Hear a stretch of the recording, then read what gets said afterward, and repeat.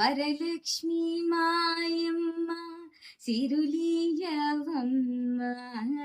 పరమ పావనివమ్మ బంగారు బొమ్మ. వరలక్ష్మీ మాయమ్మ సిరులీయవమ్మ పరమ పావనివమ్మ బంగారు బొమ్మ. మల్లెలు మొల్లలు కొలలుగా తెచ్చి తెల్ల కలువలతోను దేవి పూజింతు.